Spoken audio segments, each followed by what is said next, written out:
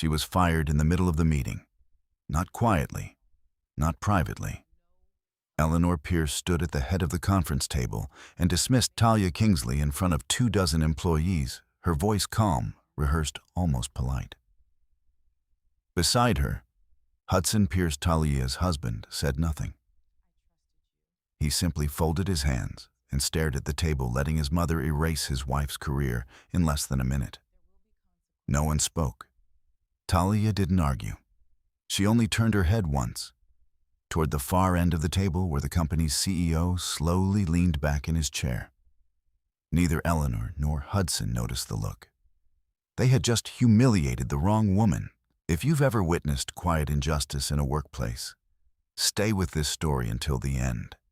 And before we begin, tell me in the comments, where are you watching from and what time is it in your city right now? Stories like this travel far. And it's always powerful to see how many people around the world recognize the moment when silence isn't weakness.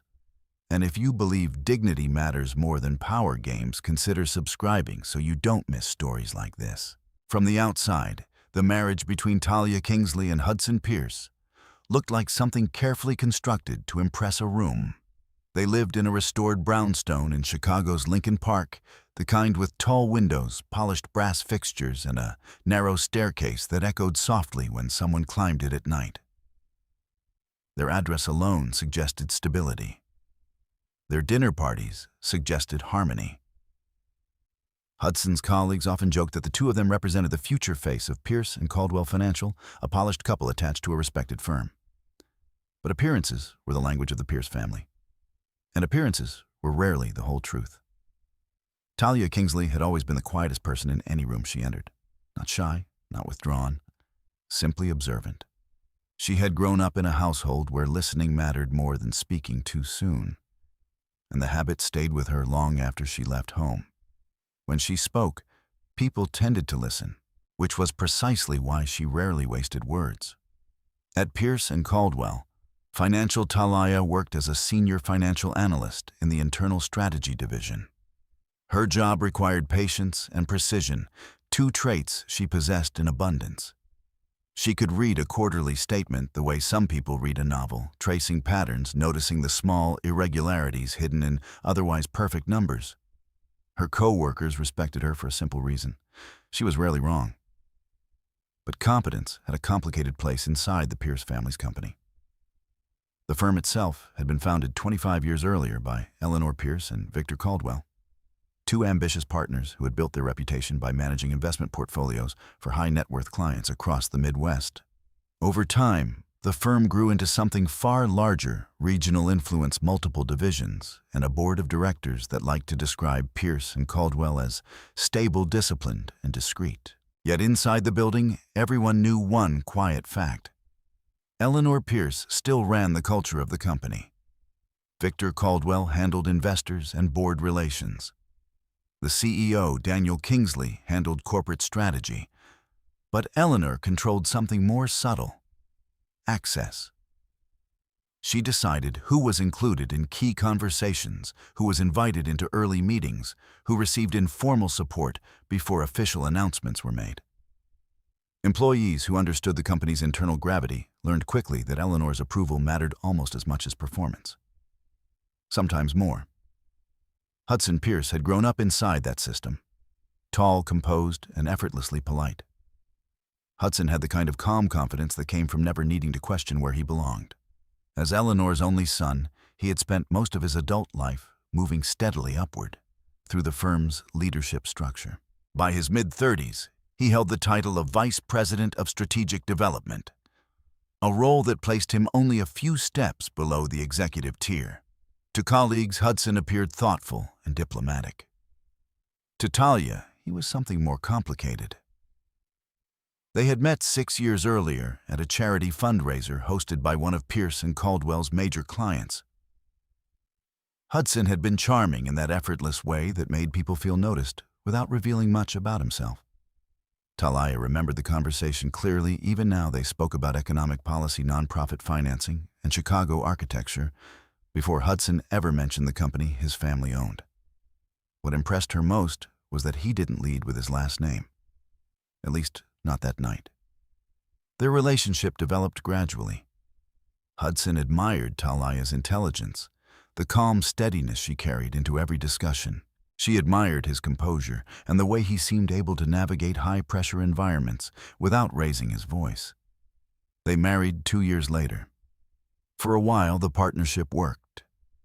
But marriage inside a family business had its own gravitational pull. The first time Talia sensed it clearly was during her second year working at Pierce and Caldwell. She had submitted a market analysis report predicting risk exposure in one of the firm's smaller investment funds. The report was thorough, cautious, and backed by months of research. A week later, she noticed the same report circulating internally, rewritten, condensed, and presented under someone else's name. The change had come from Eleanor Pierce's office. Hudson had shrugged when Talia mentioned it over dinner. "Mom just likes to streamline things," he said casually, cutting into his steak without looking up. "She's been doing this for years." It wasn't the answer that bothered Talia. It was the tone, the quiet assumption that the change didn't deserve further discussion. That moment didn't start an argument. Talia rarely argued. Instead, she asked a few questions about the editing process and then let the conversation drift elsewhere. Later that night, when Hudson had already fallen asleep, she opened her laptop and saved copies of the original file, the edited version, and the timestamp, showing when the document had been altered. She wasn't building a case, not yet. But she had always believed in preserving records. Over the following year, small moments like that began to accumulate. Meetings she was originally scheduled to attend were quietly moved without her knowledge. Emails she should have received appeared forwarded from coworkers days later. Occasionally, a report she had submitted would return from Eleanor's office with entire sections removed. None of these incidents created open conflict. Each one could be explained as routine corporate adjustment. But patterns rarely lied. And Talia had built a career studying patterns. Her closest ally at the company, Lena Brooks, worked in compliance review 2 floors below the strategy department. Lena possessed a sharp sense of humor and an even sharper understanding of internal politics. One afternoon in the building cafe, Lena leaned forward across the table and lowered her voice. "Have you noticed how often Eleanor asks about your projects lately?" Talia stirred her coffee slowly. "I've noticed?" Lena hesitated. She doesn't usually watch analysts that closely. Talia didn't answer immediately. Instead, she mentally replayed the previous week's meetings, the edits, the schedule changes, the subtle shifts in tone when her name appeared on internal agendas. "Observation isn't the same as hostility," Talia said finally. Lena raised an eyebrow. "Maybe. But in this building, it's usually the first step." That evening, Hudson came home late from a strategy dinner with senior partners. He looked tired, but satisfied the way people did after long negotiations that ended successfully. While he loosened his tie in the kitchen, Talia asked a question she had been considering all afternoon. "Has your mother said anything about restructuring the strategy division?" Hudson glanced up, surprised. "Why would she?" "She's been reviewing several of my reports personally." Hudson gave a small smile. "That's probably a good sign. She doesn't waste time on people she plans to ignore." Talia watched him for a moment. "What does she think of me?" Hudson laughed softly as if the answer were obvious. "Mom respects competence." It sounded reassuring. Something about the phrasing stayed with Talia long after the conversation ended, because respect in Eleanor Pierce's vocabulary often carried an unspoken condition. Competence was welcome. Independence was not. And there was one final detail about Talia Kingsley that almost no one inside Pierce and Caldwell Financial knew. Not Eleanor, not Hudson, not even Lena Brooks. Talia had a brother. His name was Daniel Kingsley, and he happened to be the CEO of the company. The secret had never been intended as deception. When Talia first accepted her position 3 years earlier, Daniel had offered to introduce her formally to the board to ensure she began her career with the full authority of the Kingsley name behind her. Talia had refused. "I want the work to speak for itself," she told him. Daniel had studied her quietly for a long moment before nodding. "Then I won't interfere," he said. And for 3 years, he kept that promise. But promises were easier to keep before people began making dangerous mistakes. The problem with silence was that others often mistook it for weakness. Eleanor Pierce had begun to make that mistake. Hudson Pierce had begun to believe it. And Talia Kingsley, who noticed patterns long before most people did, was already documenting the moment when both of them crossed a line they didn't yet realize existed.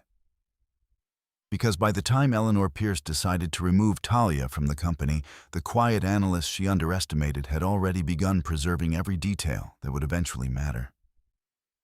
Emails, schedules, approvals, small things, the kind that rarely seemed important until the day they became impossible to ignore. Inside Pierce and Caldwell, financial people often said that Eleanor Pierce could sense weakness the way experienced investors sensed market volatility. She rarely raised her voice. She rarely needed to. Authority followed her through the building like a shadow that never quite left the floor. Employees noticed it in the way conversations changed when she entered a room. Chairs straightened, laptops closed. People adjusted their tone, instinctively shifting from casual to careful within seconds. Eleanor had spent 25 years building the company, and she carried that history like armor. To her, Pierce and Caldwell was not simply a workplace. It was inheritance. And, like most things she believed belonged to her family, she guarded it closely. Talia Kingsley understood this about Eleanor long before the older woman openly showed hostility toward her. Eleanor rarely attacked directly. Her methods were quieter than that. The first signs appeared in small corrections, a sentence changed in a report, a meeting invitation removed, a casual remark about tone or presentation. At first, these adjustments seemed minor. Eleanor often framed them as mentorship, the kind of guidance a seasoned executive might offer a younger employee. But Talia noticed something else. The changes were never random. They always reduced her influence. 3 months after the incident with the altered market analysis report, Talia submitted another document, this one detailing risk exposure tied to a mid-level client portfolio. The analysis recommended delaying a particular investment expansion until more stable market indicators appeared. The report circulated through the internal system for 2 days. Then it disappeared. When it returned, the recommendation had been removed entirely. In its place was a short paragraph suggesting measured optimism regarding future growth potential. The author field now listed Hudson Pierce. Talia did not confront him immediately. Instead, she opened the internal document history and quietly downloaded the revision log. The log showed the report had passed through Eleanor Pierce's office twice before appearing under Hudson's name. That evening at home, Hudson mentioned the report casually while pouring himself a glass of wine. Mom thought the tone was too cautious, he explained. Investors prefer confidence. Talia sat across the kitchen table studying his expression. And the authorship change. Hudson shrugged. It looks better coming from senior leadership. He said it the way someone might explain weather patterns. Unavoidable, natural, not worth questioning. Talia nodded once and let the conversation end there. Later that night, she saved the document history alongside the earlier report Eleanor had modified months before. 2 records now existed, both small, both potentially insignificant. But patterns required more than one point to become visible. Over the next several weeks, Eleanor's attention toward Talia grew increasingly deliberate. Sometimes the interference appeared almost polite. Eleanor would pause outside Talia's office door and ask a careful question about a financial projection or a research method. Her tone remained courteous, but the conversation often ended with subtle corrections. "You're very thorough," Eleanor once said, while reviewing a spreadsheet on Talia's screen. "But leadership decisions require a broader perspective." Talia listened without argument. Another time during a departmental meeting, Eleanor interrupted Talia's presentation halfway through. "That's a detailed analysis," she said calmly. "But perhaps we should focus on conclusions rather than process." The comment shifted the room's attention instantly. Talia finished the presentation with the same steady voice she always used. Afterward, several co-workers approached her privately to say the data had been strong, but praise in hallways rarely carried the same weight as authority inside meeting rooms. Lena Brooks noticed the pattern sooner than most. One afternoon, she stopped by Talia's office holding 2 printed emails. "You were supposed to be included in this thread," Lena said, placing the papers on the desk. Talia scanned them quickly. The emails discussed a budget review meeting scheduled earlier that week. Her name appeared nowhere in the conversation. "That meeting already happened," Lena added. Talia looked up.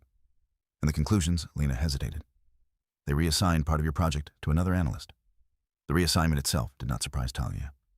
What interested her more was the email header.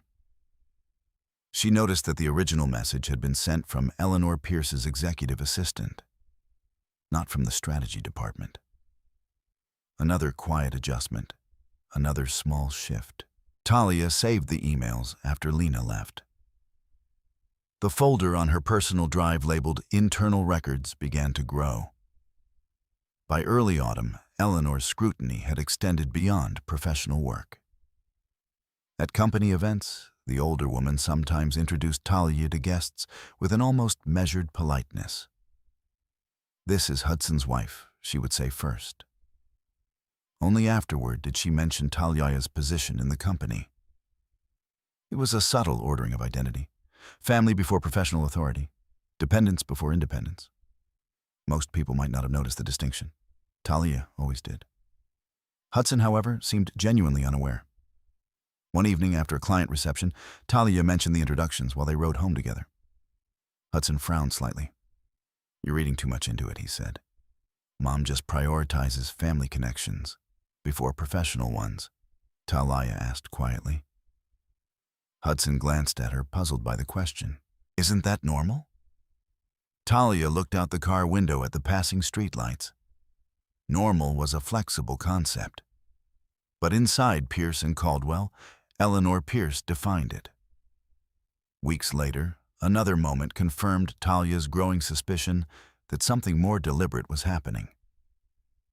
The strategy division held a quarterly planning meeting in a large glass conference room overlooking the Chicago River. Analysts presented updated forecasts, while senior leadership reviewed upcoming investment strategies. Talia arrived early, as she usually did. Her presentation materials were already loaded into the system. But when the meeting began, Rachel Morgan from Human Resources entered quietly and spoke with the department manager near the door. A few minutes later, the manager approached Talia. "We're adjusting the agenda slightly," he said. "Your segment has been moved to next week." Talia nodded. "That's fine." She closed her laptop without asking further questions. But as she walked out of the conference room, she noticed something unusual. Through the glass wall, she could see Eleanor Pierce speaking to Hudson near the head of the table. Eleanor's expression was calm. Hudson looked uncomfortable. The conversation ended quickly when they realized Talia might still be nearby. Hudson forced a smile. "Schedule changes," he said lightly. Talia returned the smile. "Of course." But later that afternoon, when she checked the internal calendar system, the meeting had never been updated. Her presentation still appeared scheduled exactly where it had been before. The change had occurred verbally, not officially. Another detail, another quiet irregularity. That evening, Talia stayed late at the office reviewing the company's internal project database. Most employees focused only on their assigned tasks, but analysts often had broader access to financial reporting structures. As she examined several archived project files, something unusual caught her attention. Certain expense approvals connected to strategy initiatives had been processed unusually quickly. The approvals carried Hudson's digital signature. Normally, such approvals pass through multiple verification layers. But these transactions appeared to have bypassed part of the process. Talia did not assume wrongdoing immediately. Systems occasionally created anomalies. Still, she copied the relevant approval numbers into her notes. Then she downloaded the authorization logs attached to each entry. By the time she left the building that night, the internal records folder contained several new files. Individually, none of them proved anything. Together, they suggested something beginning to form beneath the surface of Pierce and Caldwell's polished reputation. Upstairs in her corner office overlooking Michigan Avenue, Eleanor Pierce believed she was gradually isolating an inconvenient employee. She believed time and pressure would eventually force Talia Kingsley to step aside quietly. What Eleanor did not realize was that the quiet analyst she was attempting to remove had already begun mapping the entire structure of those pressures. Piece by piece, file by file. Because Talia Kingsley had never confused patience with surrender. And every pattern she documented brought her one step closer to understanding why Eleanor Pierce wanted her gone. By late October, the changes inside Pierce and Caldwell Financial had become too consistent to dismiss as coincidence. For most employees, the firm still appeared steady and professional. Meetings continued, quarterly projections circulated, and clients arrived through the glass doors of the Chicago headquarters with the same quiet confidence they had for years. But for Talia Kingsley, the environment around her had begun shifting in subtle, measurable ways. The first pattern involved communication. Emails that once included her in planning discussions now arrived only after decisions had already been made. Threads referencing projects she had initiated appeared forwarded from colleagues days later, often with a polite note from Lena Brooks or another analyst. "Thought you should see this," Lena wrote one afternoon. The forwarded message discussed adjustments to a risk assessment model one Talia herself had designed.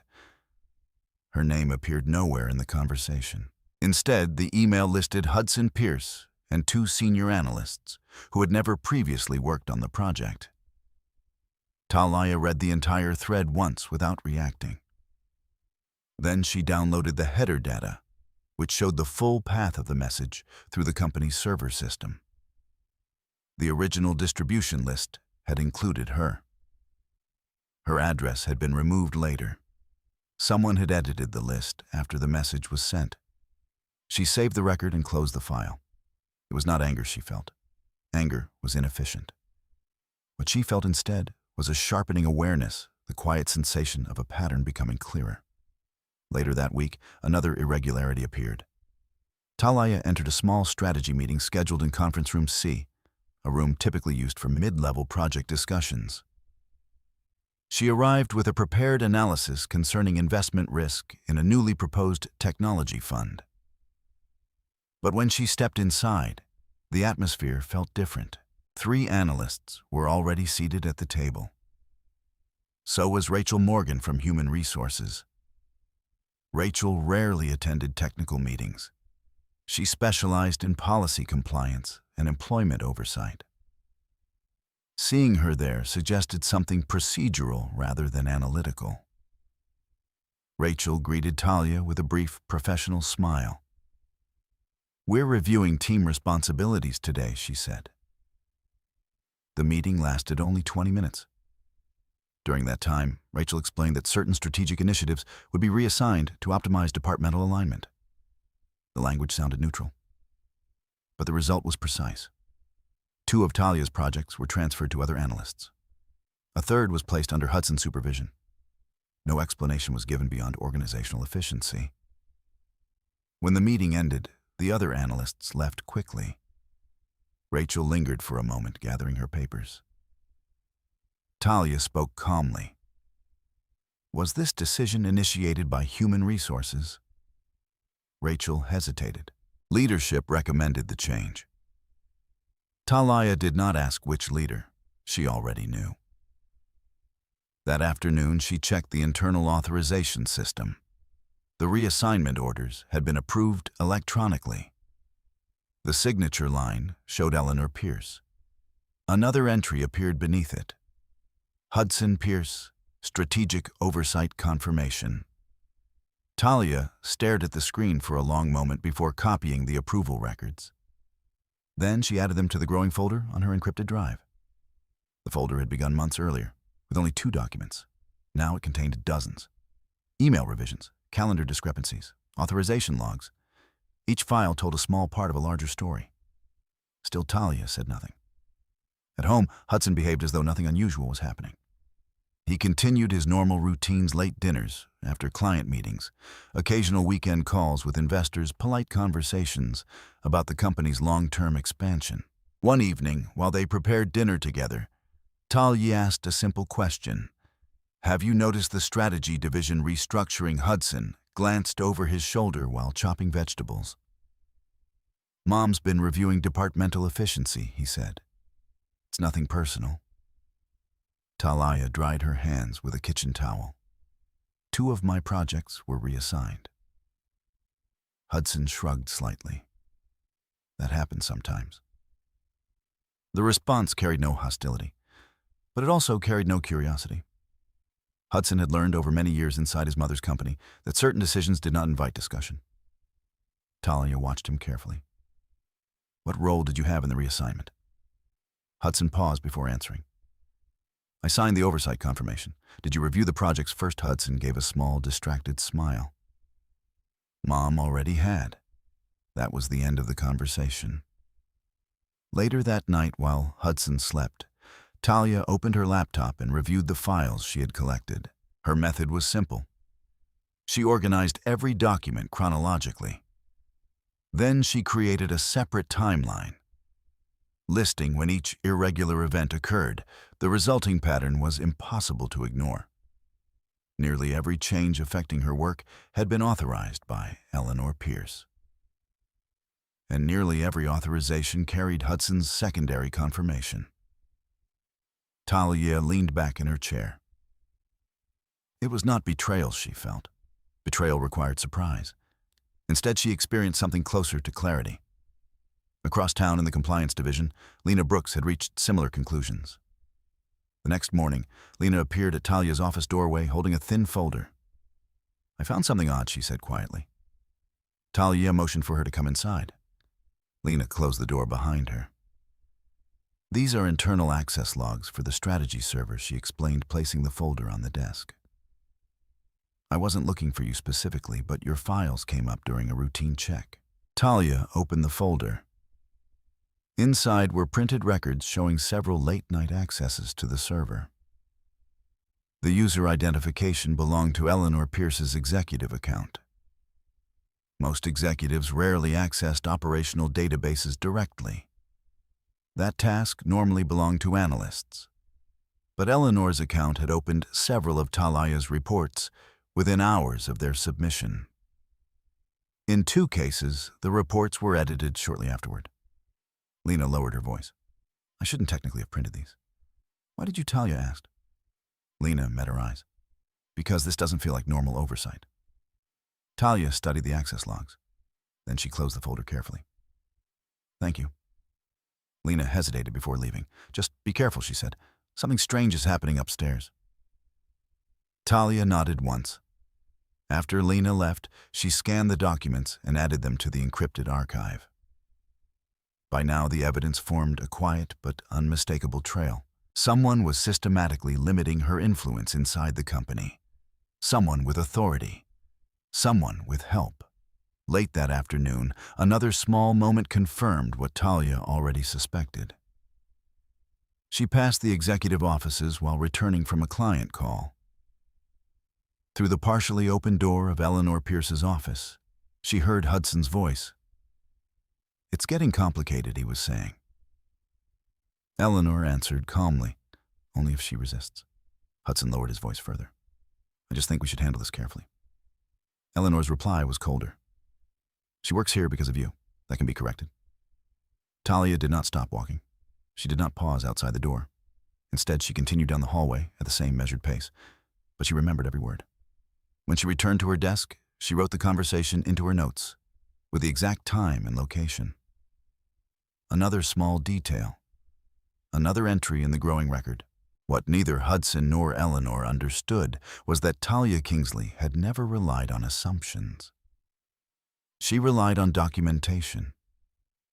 And with every quiet action they took to push her aside, they were unknowingly helping her build a record far more complete than they imagined. A record that would eventually explain not only how she lost her position inside Pierce and Caldwell, but why someone powerful enough to watch everything from the top floor had begun paying much closer attention. The dinner invitation arrived on a Wednesday afternoon. It came not through Hudson, but directly from Eleanor Pierce.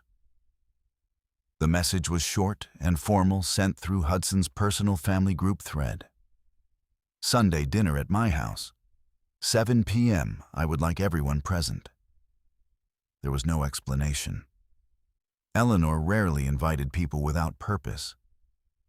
When Talia Kingsley read the message, she did not immediately respond. She simply set her phone down beside her laptop and returned to reviewing a financial projection spreadsheet that had arrived from the internal accounting system. Numbers at least tended to behave honestly when studied long enough. People were less predictable. Across the office floor, the quiet rhythm of keyboards and phone calls continued as usual.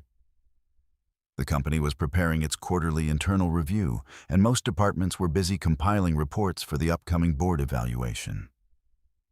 In theory, the review process existed to ensure transparency. In practice, it often revealed which internal alliances were strongest. Talia had begun to suspect she already knew the answer. When Hudson returned home that evening, he found her standing in the kitchen reading a printed document. "My mother invited us to dinner Sunday," he said while removing his coat. "I saw the message," Talia replied. Hudson opened the refrigerator, studying its contents with casual focus. "Probably just a family dinner." Talia did not answer. She had attended enough dinners at Eleanor's house to understand the difference between casual invitations and deliberate ones. Sunday arrived with the first real chill of autumn. Eleanor Pierce's house stood along a quiet stretch of Lakeshore Drive, a large stone residence overlooking Lake Michigan. The property had belonged to Eleanor and her late husband for decades, long before Pierce and Caldwell had grown into the firm it was now. Inside the house carried the same controlled elegance Eleanor preferred in the office. Clean lines, muted colors, nothing unnecessary. When Talia and Hudson arrived, Eleanor greeted them in the entry hall with a polite smile. "Talia," she said, kissing the air near her cheek, "you look well." Hudson received a brief nod before Eleanor led them into the dining room. The table was already set for 4. The fourth guest, Victor Caldwell, sat near the window reviewing something on his phone. Victor had aged gracefully into the role of senior partner. His reputation among investors was solid, his public demeanor warm. But even he seemed slightly more reserved in Eleanor's home. "Good to see you both," Victor said as they took their seats. Dinner began quietly. For the first 20 minutes, the conversation remained comfortably neutral. Victor discussed recent market trends. Hudson described an upcoming client conference in New York. Eleanor asked polite questions about the company's expansion into digital asset management. To anyone observing from outside the room, the evening might have appeared completely ordinary. But Talia noticed the small details. Eleanor spoke less than usual. Hudson avoided meeting her eyes directly. Victor Caldwell seemed aware that something had not yet been said. The shift came after the main course. Eleanor placed her wineglass carefully beside her plate and folded her hands. "There's a matter concerning the strategy division we should address," she said. The tone was calm, almost administrative. Hudson stiffened slightly in his chair. Victor glanced briefly toward Talia before returning his attention to Eleanor. Talia waited. Eleanor continued, "Pierce and Caldwell has reached a stage where internal cohesion matters more than individual contributions. The words were measured, each one chosen with care. In recent months, Eleanor said certain analytical perspectives within the company have created unnecessary friction." Hudson shifted uncomfortably. Victor remained silent. Eleanor's eyes turned toward Talia. "This isn't a personal criticism," she said, "but leadership requires alignment." Talia placed her fork beside her plate. "What kind of alignment?" she asked calmly. Eleanor leaned back slightly. "The strategy division must present unified recommendations. Investors do not appreciate internal disagreement." "My reports are based on financial data," Talia replied. Eleanor smiled faintly. "And sometimes financial data can be interpreted differently." Victor Caldwell cleared his throat softly. Eleanor, he said carefully, Talia's analyses have been well regarded internally.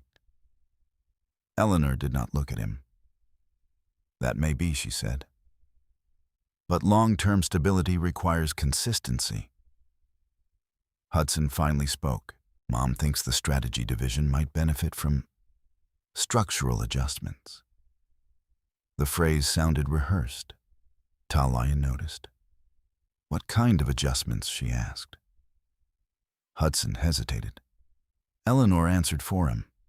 Perhaps a step back from certain responsibilities. The room grew quiet. Outside the large dining room windows, the dark surface of Lake Michigan reflected scattered city lights. Talia considered Eleanor's words. You're suggesting I reduce my role in the company? Eleanor nodded slightly. For the good of the organization.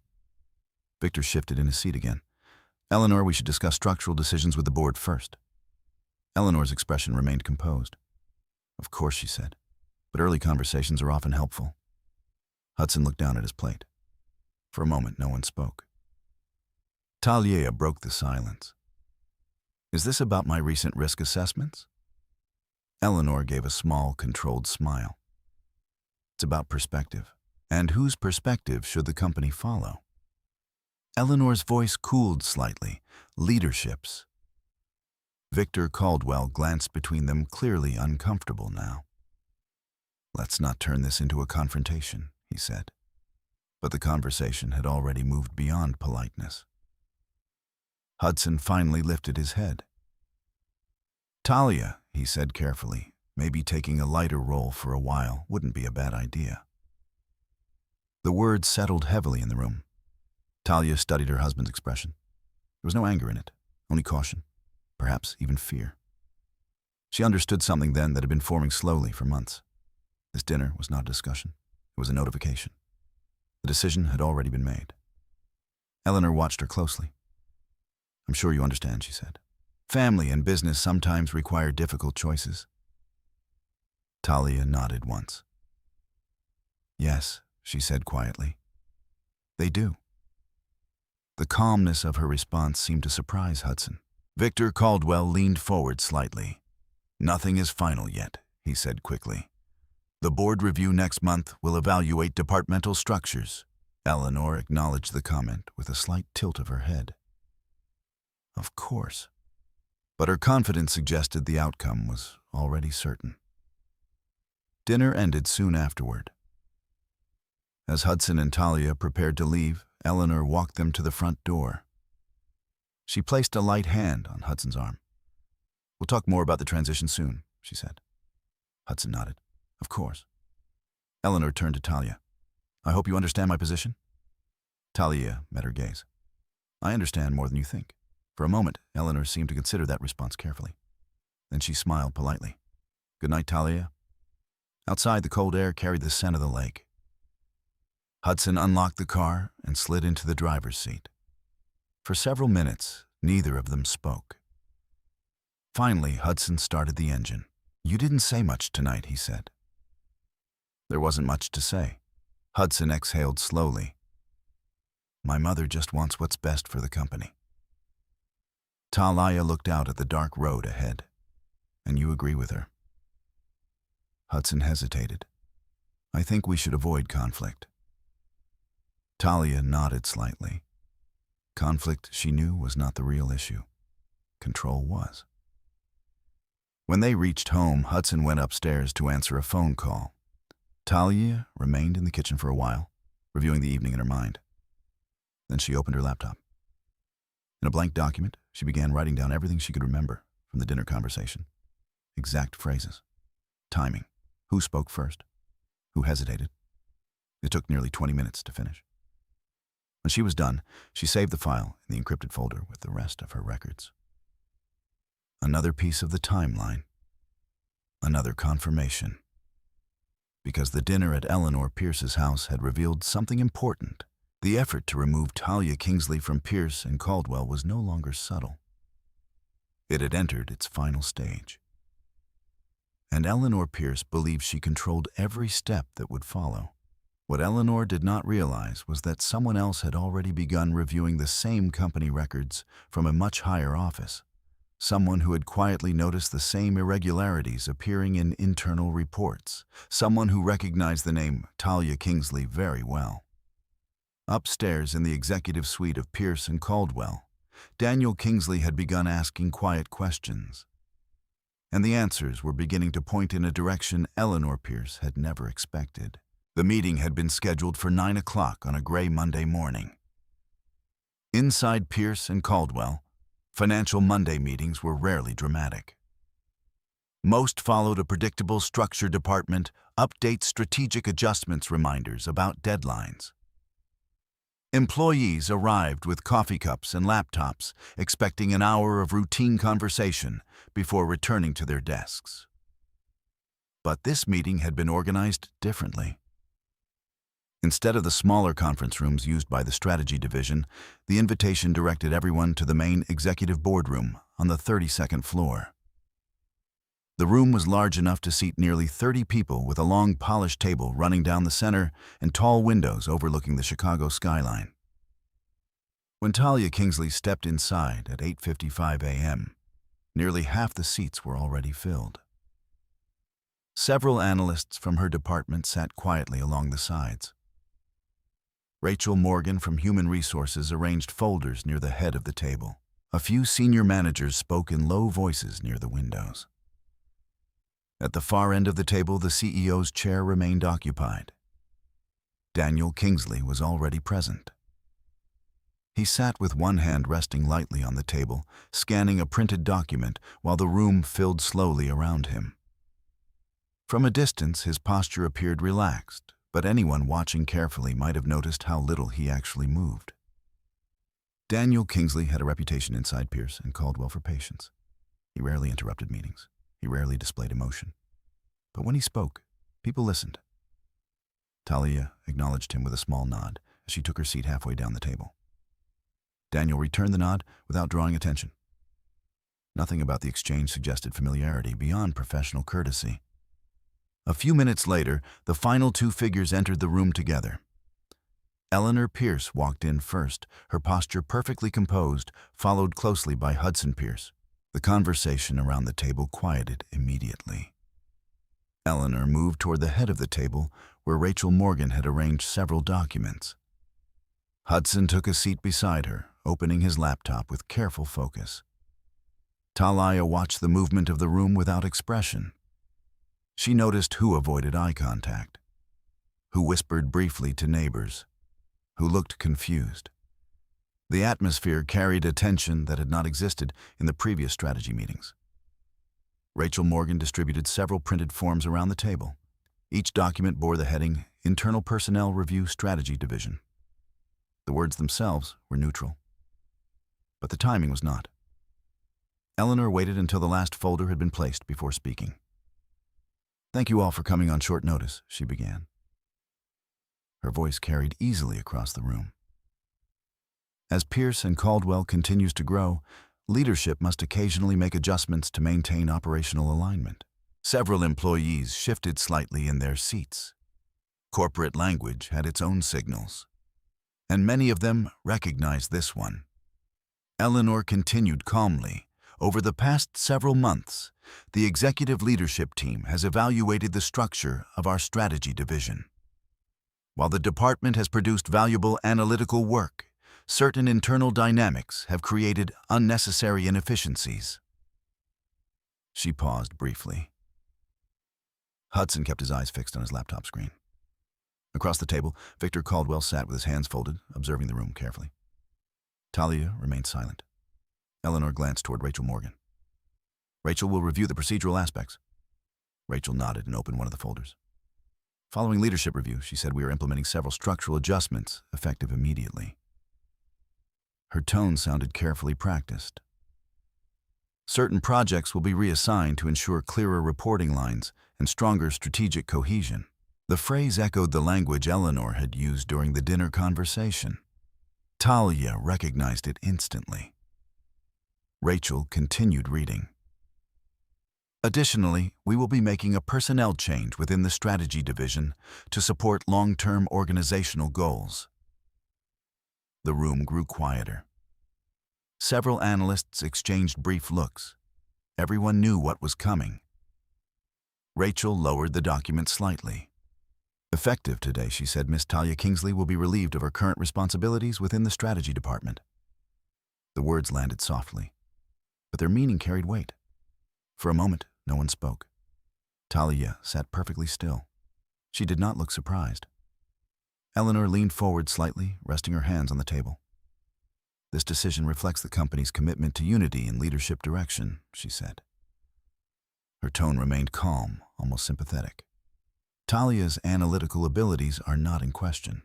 However, the strategic direction of Pierce and Caldwell requires full alignment from its internal teams. Across the table, Lena Brooks lowered her eyes. Victor Caldwell shifted uncomfortably in his chair. Hudson remained silent. Talia finally spoke. Her voice was quiet, but it carried clearly through the room. "Was this decision approved by the board?" Eleanor answered without hesitation. "Leadership has authority over departmental staffing." "That wasn't my question," Talia replied. For the first time, Eleanor's expression tightened slightly. "The board will be informed of the restructuring." Talia nodded once. She turned toward Rachel Morgan. "May I see the formal termination documentation?" Rachel hesitated. Then she slid one of the folders across the table. Talia opened it slowly. Inside were 2 pages. The first outlined a departmental restructuring. The second contained the formal language of role termination. At the bottom of the page appeared 2 electronic signatures: Eleanor Pierce, Executive Authorization; Hudson Pierce, Strategic Oversight. Talia studied the signatures for a moment. Then she closed the folder. "I understand," she said calmly. Eleanor watched her closely. "You're welcome to collect your personal items later today," she added. "Security will assist if necessary." The phrase sounded unnecessarily formal, almost rehearsed. A quiet discomfort spread through the room. Several employees glanced toward Daniel Kingsley at the far end of the table, but the CEO remained silent. He leaned back slightly in his chair, observing the proceedings with careful attention. Talia rose from her seat. She did not rush. She did not argue. Instead, she gathered the folder Rachel had given her and placed it neatly inside her bag. Then she spoke once more. "Thank you for clarifying the company's position." Eleanor inclined her head. "We wish you the best moving forward." The words sounded polite, but beneath them lay finality. Talia turned toward the door. As she walked past the long table, the room remained completely silent. No one stopped her. No one spoke. Just before reaching the exit, she paused briefly. Then she looked back once. Not at Eleanor, not at Hudson. Her gaze settled at the far end of the table, at Daniel Kingsley. The CEO's expression remained unreadable, but his eyes met hers steadily. For a fraction of a second, something passed silently between them. Recognition, understanding. Then Talia opened the door and stepped into the hallway. Inside the boardroom, Eleanor exhaled softly. "Well," she said, closing her folder. Now that the restructuring has been addressed, a chair moved. The quiet scrape of wood against polished floor interrupted her sentence.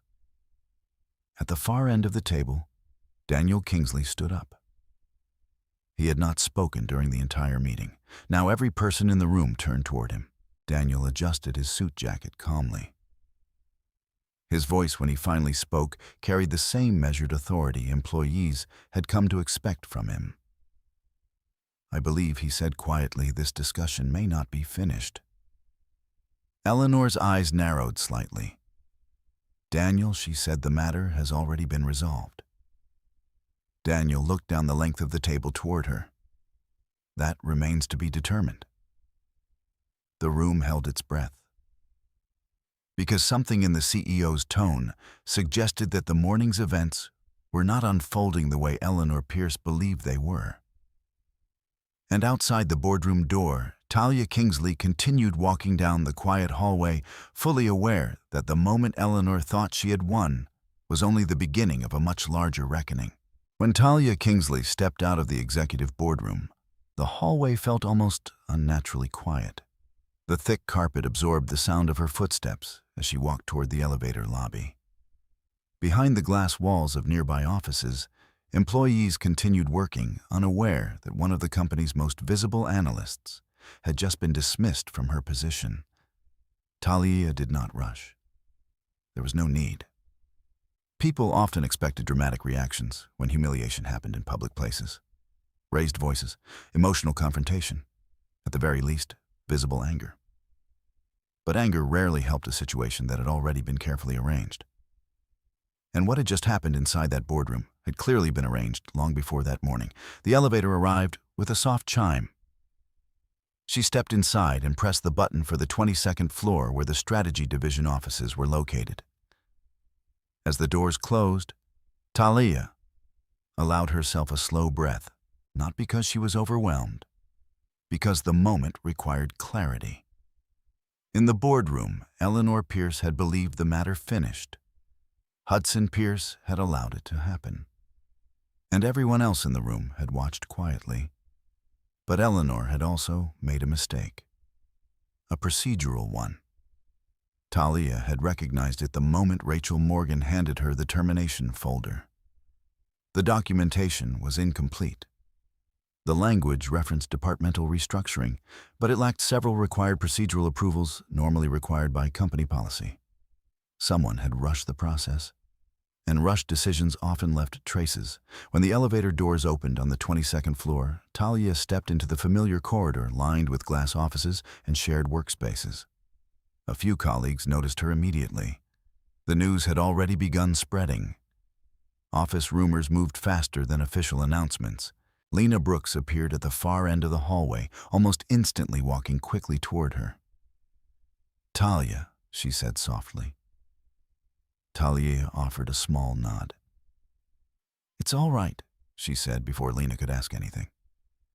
Lena glanced down the corridor to make sure no one was listening. They actually did it, yes. Lena's expression darkened. Eleanor Talia nodded again, and Hudson signed the oversight confirmation. Lena exhaled slowly. "That's unbelievable." Talia studied her friend carefully. "It's predictable." Lena hesitated before asking the question that had clearly been sitting in her mind since the meeting began. "What are you going to do?" Talia did not answer immediately. Instead, she looked through the glass wall toward her office. Her desk remained exactly as she had left it earlier that morning. Papers arranged neatly, laptop closed, a single notebook resting beside the keyboard. Very little of her work existed physically. Most of it lived in secure servers and encrypted backups. "First," Talia said calmly, "I'm going to collect my personal things." Lena nodded. "Do you want me to come with you? That won't be necessary." They walked together down the corridor anyway. Inside her office, Talia moved quietly, placing a few personal items into a small leather bag. A framed photograph from a charity event. A notebook filled with handwritten calculations. A pen she had owned since graduate school. Nothing dramatic, nothing symbolic, just small objects that belonged to her. Lena leaned against the doorway. "This whole situation feels wrong," she said. "It is. Are you going to challenge it legally?" Talia closed the bag and zipped it slowly. "Not yet." Lena frowned slightly. "But they just fired you in front of half the department, yes. And you're calm." Talia looked at her. Calm doesn't mean inactive. Lena studied her expression for a moment, then nodded slowly. "You've been documenting things." Talia didn't confirm the statement. She didn't need to. Lena understood anyway. "Good," Lena said quietly, because anyone who worked long enough inside Pierce and Caldwell knew something important. The company's public reputation rested heavily on compliance procedures and financial transparency. Those procedures existed for a reason, and if someone violated them badly enough, the consequences could reach far beyond internal politics. After Lena left, Talia finished packing the last of her belongings. Then she sat at her desk and opened her laptop. The company's internal network access still worked, for the moment. She logged into the system and downloaded several final records connected to her recent projects. Most of them she had already archived earlier. But one document mattered now more than before. The termination authorization log. The record showed exactly when the decision had been entered into the system. Talia studied the timestamp. The entry had been created less than 12 hours before the meeting, which meant Eleanor Pierce had finalized the termination late Sunday evening, hours after the dinner conversation. That confirmed something important. The decision had not been reviewed through the normal internal channels. It had been rushed. Talia saved the log file. Then she logged out of the system. By the time she closed the laptop, her company access badge had already been deactivated. She noticed when she attempted to reopen the office door after stepping briefly into the hallway. The scanner flashed red. Expected. Security procedures followed termination quickly. Talia left the badge on her desk. Then she picked up her bag and walked down the hallway toward the elevator. No one stopped her.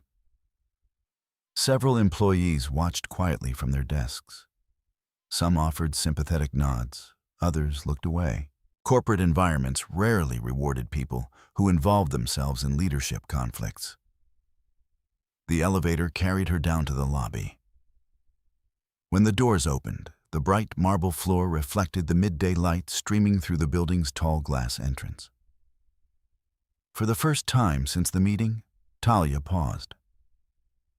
Not because she doubted what had happened, but because she wanted to review the situation one final time. Eleanor Pierce believed she had removed an obstacle. Hudson Pierce believed silence would preserve stability. But neither of them had considered one crucial factor: documentation. Over the past 6 months, Talia had quietly collected a record of nearly every irregular decision connected to her position. Emails, server access logs, approval signatures, even fragments of conversations overheard in hallways. The collection was extensive. More importantly, it was organized. Across the city in the executive suite on the 32nd floor, Daniel Kingsley was reviewing many of the same internal records. He had begun examining them weeks earlier after noticing several anomalies in the strategy division's reporting structure. At first, the irregularities seemed minor.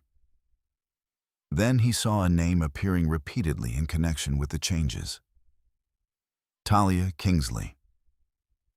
Daniel had not immediately intervened. He understood his sister well enough to know that she valued independence fiercely. If she was involved in a workplace conflict, she would want to manage it herself. But the events of that morning had crossed a different line. Public termination inside a boardroom without full procedural review was not simply a departmental issue. It was a governance problem. And governance fell directly under the CEO's authority. Standing in the lobby, Talia pulled her phone from her bag. She opened a secure messaging application. Then she typed a single sentence. The meeting happened. She sent the message. Across town, Daniel Kingsley's phone vibrated quietly on his desk. He read the message. Then he leaned back in his chair, looking out the window at the skyline beyond. For several seconds, he said nothing. Finally, he spoke to his assistant through the open office door. "Schedule a compliance review for this afternoon," he said calmly. "And ask Marcus Reed from legal to join us, because the quiet removal of a single analyst might not seem important from the outside.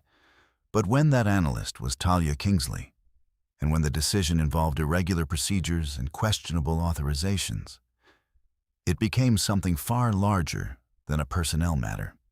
And the people who believed they had ended Talia's career that morning had not yet realized they had also begun a chain of events that would soon place their own decisions under a much brighter light."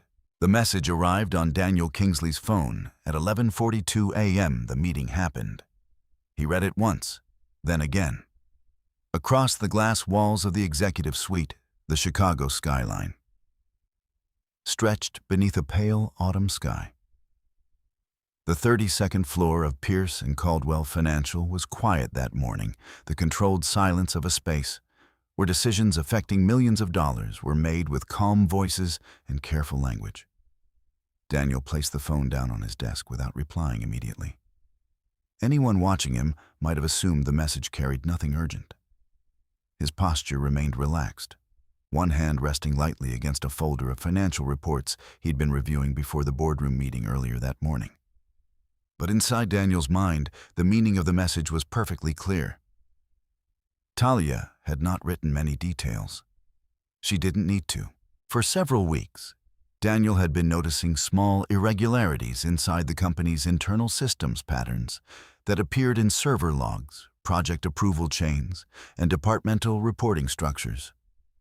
At first, the anomalies seemed routine. Companies changed processes frequently. But one particular pattern had drawn his attention. Every irregularity seemed to intersect with the same department, Strategy Division. And within that department, one employee's name appeared repeatedly in the surrounding documentation: Talia Kingsley. Daniel had not spoken to her about it. Their relationship had always followed an unusual balance between closeness and professional distance. When Talia joined Pierce and Caldwell 3 years earlier, Daniel had made a private offer. "If you want, I can introduce you to the board formally," he told her. "It will make things easier." Talia had shaken her head. "I don't want easier," she said. Daniel remembered the conversation clearly. "You understand people might treat you differently if they don't know." "That's exactly why I prefer it," she replied. Daniel had studied her for a long moment before agreeing. His sister had always been stubborn in quiet ways. The kind of stubbornness that didn't shout but refused to bend. "Then the company will treat you like any other employee," he said finally. That's the point. Since then, their interactions at work had remained strictly professional. Most employees assumed they barely knew each other. And in public spaces inside the building, they behaved exactly that way. But Daniel had still kept an eye on her progress. Not closely enough to interfere, just enough to understand how she was navigating the company. Over time, her performance reports had spoken clearly. Talia worked carefully, methodically. Her analyses were thorough and cautious sometimes, more cautious than the aggressive investment culture inside Pierce and Caldwell preferred. But Daniel valued that kind of thinking. In finance, confidence often attracted attention, but caution preserved companies.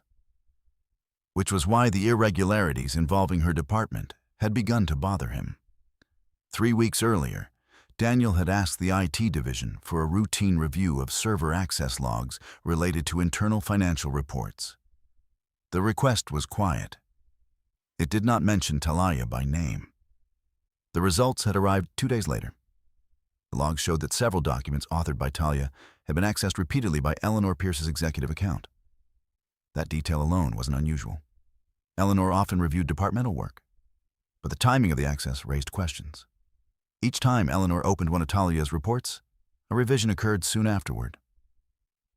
In 2 cases, the report's final version carried Hudson Pierce's digital signature instead of Talia's. Daniel leaned back in his chair when he saw that. Hudson's role in the company involved strategic oversight, but he rarely edited technical financial analysis personally, which meant someone had redirected authorship intentionally. Daniel did not confront Eleanor immediately. He preferred patterns over accusations. Instead, he asked IT for another data set. This one involved authorization approvals connected to departmental restructuring. The results were more concerning. Several approval chains connected to the strategy division had bypassed standard review procedures. Each one carried the same 2 names: Eleanor Pierce, Hudson Pierce. Daniel closed the report and stared out the window for a long moment. If the situation involved ordinary internal politics, it might have remained a departmental matter. But when financial governance procedures were altered, especially by senior leadership, the consequences could reach much further. That was why he had attended the boardroom meeting that morning personally. He wanted to observe, to understand exactly what Eleanor intended. What he witnessed confirmed his suspicions. The termination had been announced quickly. Procedural language, minimal explanation, and one crucial detail missing: board authorization. Now, as Daniel sat in his office reading Talia's message, he knew the situation had moved beyond quiet observation. He pressed the intercom button on his desk. Claire, his assistant, appeared almost instantly in the doorway. "Yes, Mr. Kingsley. Please schedule a compliance review meeting this afternoon." Claire nodded, already opening her tablet. "Who should attend?" Marcus Reed from Legal, Daniel said. "And someone from Internal Audit." Claire paused briefly. "Is this related to the strategy division restructuring?" Daniel considered the question. "In a way." She nodded and began entering the request. Daniel added one more instruction. "And I'd like the server access logs for the last 3 months prepared." Claire glanced up. "All departments start with strategy." When she left, Daniel returned his attention to the window. Far below, Chicago traffic moved steadily through the streets. Inside Pierce and Caldwell, financial employees continued their workday as though nothing unusual had happened. But Daniel understood something many of them did not. The stability of a financial institution depended less on profits than on trust. And trust required process. If Eleanor Pierce had ignored those processes to remove a single employee, even one she personally disliked, then she had placed the company in a position it could not afford. Across town, Talia Kingsley sat in a quiet cafe 2 blocks from the office building. Her leather bag rested beside her chair. A cup of tea cooled slowly in front of her. She had not rushed home after leaving the building. Instead, she had chosen a place where she could think clearly. The cafe was nearly empty. A few students worked quietly near the windows. Soft music played through hidden speakers. Talia opened her laptop. Not the company computer she had left behind, her personal one. Inside the encrypted folder on the screen sat dozens of files. Emails, logs, authorization records, notes, each one carefully labeled by date. The collection represented 6 months of quiet observation. She had never planned to use them, at least not originally. But when patterns became undeniable, documentation became protection. Talia closed the laptop again. She did not feel triumphant or angry. Mostly, she felt calm, because the events of that morning had confirmed what she had already suspected. Eleanor Pierce believed power inside Pierce and Caldwell belonged to her. Hudson believed loyalty meant silence. Both of them had underestimated something simple. Truth did not require volume, only evidence. And evidence had a way of attracting attention, especially when someone with the authority to examine it decided the time for quiet observation had ended. On the 32nd floor of Pierce and Caldwell, financial Daniel Kingsley was preparing exactly such an examination. Inside the offices of Pierce and Caldwell Financial, the hours following Talia Kingsley's termination unfolded with the strange quiet that often follows public tension. No official email had yet been sent to the wider company explaining the change. But corporate buildings carried their own communication system, glances in hallways, lowered voices near elevators, messages typed quickly between coworkers. By early afternoon, nearly everyone in the strategy division understood that something unusual had happened that morning. The version of the story spreading through the office was simple. Talia Kingsley had been removed during a restructuring. Leadership had decided her analytical approach conflicted with the company's strategic direction. It sounded neat, professional. But the people who had been inside the boardroom knew the truth felt less comfortable than the explanation suggested. At his desk on the 29th floor, Hudson Pierce stared at the reflection of his own face in the dark surface of his laptop screen. He had not opened a single document since the meeting ended. For most of the morning, he had remained in Eleanor's office listening while his mother spoke calmly about the next steps.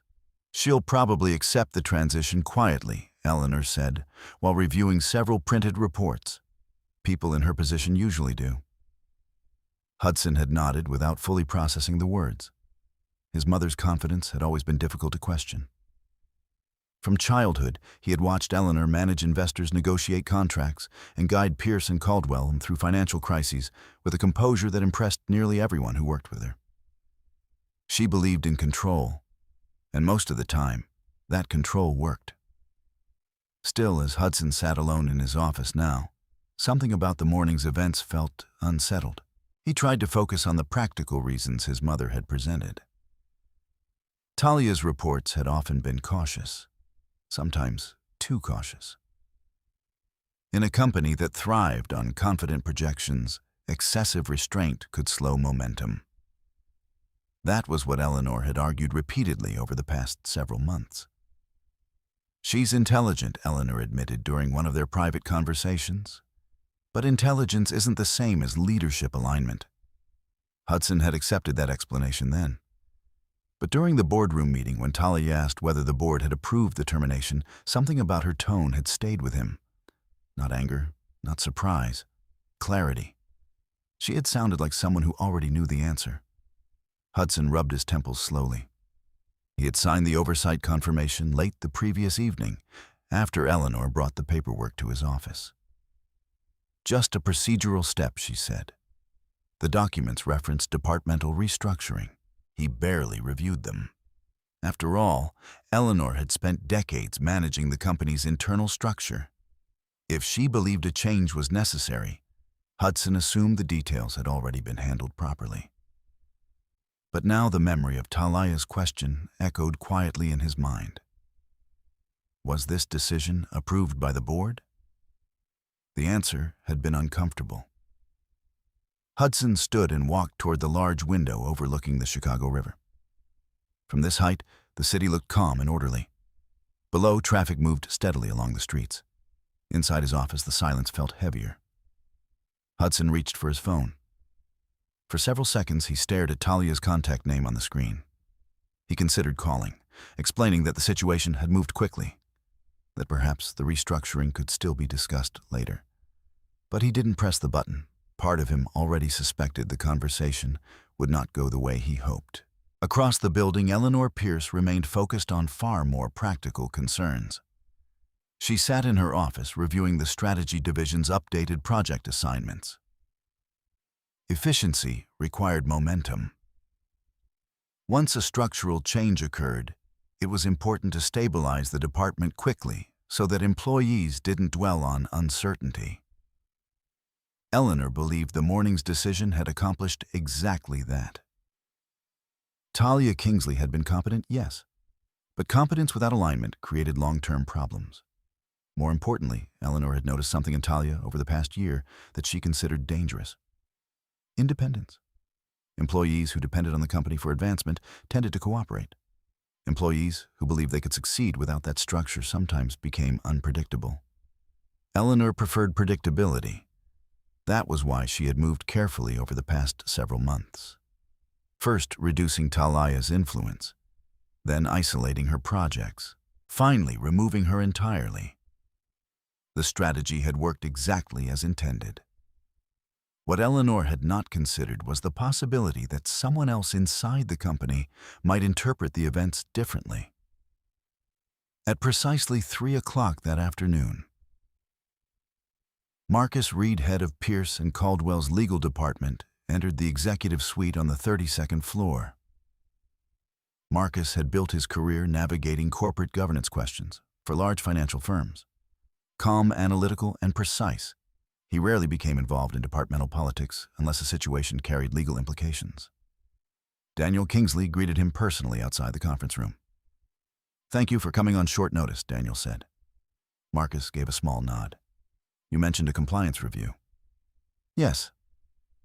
Daniel gestured toward the conference table inside. Spread across the surface were several folders and a laptop displaying server log data. Marcus stepped closer, scanning the documents. "These appear to be access logs. Strategy division records," Daniel confirmed. Marcus adjusted his glasses and examined the timestamps. "Multiple executive account accesses," he said quietly. "Yes." Marcus looked up. "Is there a particular concern?" Daniel rested his hands lightly on the table. "Earlier today, a personnel termination occurred in the strategy division." Marcus nodded slowly. "I heard something about restructuring." Daniel slid one document forward. The termination was authorized less than 12 hours before the meeting. Marcus studied the paper carefully. Then he noticed the signature lines. His expression shifted slightly. "Eleanor Pierce," he said, "and Hudson Pierce." Daniel said nothing. Marcus turned to the next page. These procedures normally require board notification. They do. Marcus continued reviewing the documents for several minutes. Finally, he leaned back. "Is this an internal governance issue?" he asked carefully, "or something more serious?" Daniel looked toward the window. "That depends on what the records reveal." Marcus understood the implication immediately. If senior leadership had bypassed internal governance policies intentionally, the situation could escalate quickly. "Who was the employee involved?" Marcus asked. Daniel answered simply, "Talia Kingsley." Marcus nodded, recognizing the name. "I've seen her reports. So have I." Marcus folded his hands thoughtfully. "And you believe the termination may have been improper? I believe it deserves examination." Marcus glanced again at the approval logs. Then he nodded. "In that case, we'll review everything, because inside a financial institution built on reputation and investor trust, one rule mattered above almost all others. Procedures existed to protect the company, and when those procedures were ignored, even by powerful executives, the consequences rarely remained private for long. Back in the quiet cafe near the river, Talia Kingsley sat watching the late afternoon light shift across the street outside. She did not know exactly what Daniel was doing inside the company at that moment, but she understood her brother well enough to recognize something important. Daniel never ignored patterns, and once he began examining them, he rarely stopped until the entire structure became visible. For the first time since the boardroom meeting that morning, Talia allowed herself a small, thoughtful breath. Because the people who believed they had ended her role inside Pierce and Caldwell were beginning to discover something about documentation. Once evidence started drawing attention, it had a way of changing the direction of a story entirely. The message requesting a board review meeting was sent to senior leadership at 4:18 p.m. Most executives assumed it was a routine compliance check. Pierce and Caldwell Financial conducted internal reviews several times each year, especially when departments changed structure or reporting chains. But the wording of this meeting request carried a subtle difference. Mandatory attendance. And the meeting was scheduled for the following morning in the executive boardroom. By early evening, Eleanor Pierce had already seen the notice. She stood beside the large window in her office overlooking Michigan Avenue, reading the message again on her tablet.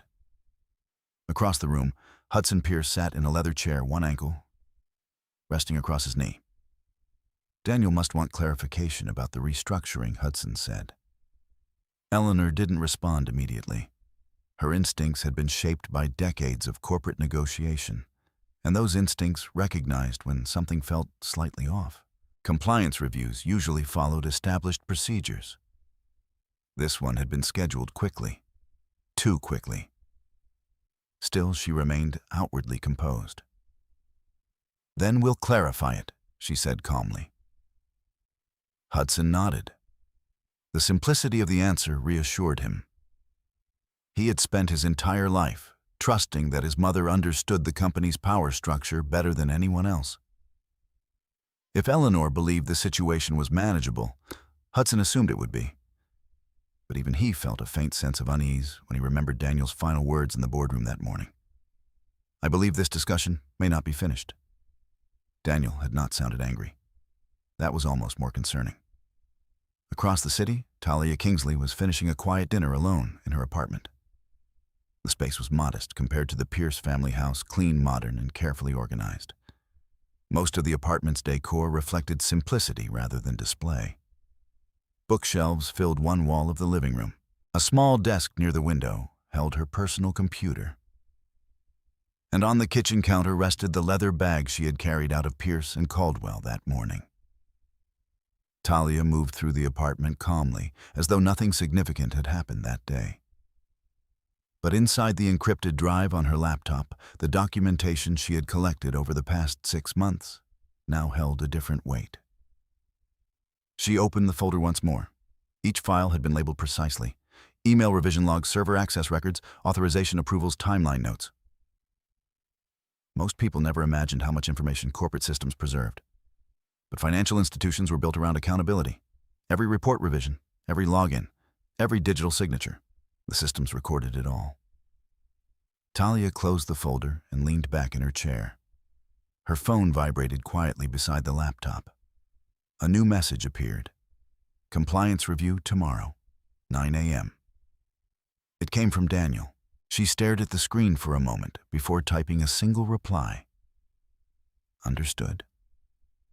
Daniel read the message in his office several minutes later. Then he turned to the documents spread across his desk. Beside him, Marcus Reed remained focused on the server logs they had been reviewing throughout the afternoon. Something else, Marcus said quietly. Daniel stepped closer. Marcus pointed to the screen. These authorization timestamps. Daniel studied the numbers. The termination order had been entered into the internal system at 10:47 p.m. Sunday night, less than 12 hours before the boardroom meeting. Marcus tapped another column. Normally, departmental restructuring requires board notification at least 24 hours in advance. Daniel nodded. In HR approval, Marcus opened another document. Rachel Morgan signed the procedural notice early this morning. Daniel leaned against the edge of the desk. After the decision had already been entered. Yes, Marcus sat back slowly. That sequence raises questions. Daniel looked out the window again. Then we'll ask them tomorrow. Morning arrived cold and clear over Chicago. By 8:45 a.m., the executive boardroom had begun filling again. This time, the atmosphere felt noticeably different from the previous meeting. Instead of casual conversation, the room carried quiet anticipation. Several board members had arrived early. Victor Caldwell sat near the center of the table, reviewing printed financial reports. Rachel Morgan organized documents near the head of the room, her expression carefully neutral. At exactly 8:58 a.m., Eleanor Pierce entered with Hudson beside her. Eleanor's posture remained perfectly composed. She greeted Victor with a polite nod before taking her seat. Hudson opened his laptop again, though he didn't immediately begin typing. 2 minutes later, the door opened once more. Daniel Kingsley entered. Behind him walked Marcus Reed from legal and a representative from internal audit. The room fell silent. Daniel took his seat at the far end of the table. "Thank you for coming," he said calmly. His voice carried the quiet authority that had guided Pierce and Caldwell for the past 6 years. This meeting concerns a procedural review regarding recent decisions within the strategy division. Eleanor folded her hands. As I mentioned yesterday, she said the restructuring was necessary to maintain departmental cohesion. Daniel nodded slightly. That may be the case. He slid a document across the table. But the timing raises several governance questions. Victor Caldwell leaned forward to read the paper. Rachel Morgan shifted in her chair. Eleanor remained still. Daniel continued. The termination order for Talia Kingsley was entered into the company system late Sunday evening. He paused. Board notification did not occur before the meeting yesterday morning. Eleanor's voice remained steady. Leadership has authority over staffing adjustments. Marcus Reed spoke for the first time. Under standard policy, executive terminations connected to departmental restructuring require board awareness. Hudson glanced toward his mother. Eleanor turned slightly toward Marcus. This was not an executive termination. Marcus met her gaze. Strategy analysts involved in high-level financial forecasting fall within the policy scope. The room grew quieter. Daniel opened another folder. Additionally, he said server records show repeated modifications to Miss Kingsley's reports over the past several months. He placed the printed logs on the table. Victor Caldwell studied them carefully. Hudson's expression tightened slightly. Eleanor remained composed. Executive review of internal reports is normal, she said. Daniel nodded again. Yes. Then he turned one final page. And so is transparency. The final document displayed a timeline of file revisions. Original authorship, Talia Kingsley. Final approval, Hudson Pierce. Victor Caldwell looked from the page to Hudson. Hudson cleared his throat. Those revisions were part of strategic alignment. Marcus Reed spoke again. Several revisions removed key risk assessments. Hudson's voice sharpened slightly. Because they were overly cautious. Daniel finally leaned forward. And the termination yesterday, was that decision based solely on analytical disagreement? Eleanor met his eyes. Yes. The answer hung in the room. For several seconds, no one spoke. Then Daniel closed the folder slowly. I believe, he said quietly, there may be additional context worth reviewing. Hudson frowned. What context? Daniel looked toward the door. Miss Kingsley has agreed to provide certain documentation. Eleanor's posture stiffened for the first time. You invited her here. Daniel's tone remained calm. She is directly connected to the matter under review. At that exact moment, the boardroom door opened. The room turned. Standing in the doorway was Talia Kingsley. She carried a single laptop in her hand. And for the first time since the previous morning's meeting, every person in the room began to realize that the story they believed had ended yesterday was only beginning. For a moment after Talia Kingsley stepped into the executive boardroom, no one spoke. The room felt different from the day before. Yesterday, she had walked out under the weight of a public dismissal. Today, she returned calmly, carrying nothing but a laptop and a quiet certainty that the room's attention had shifted.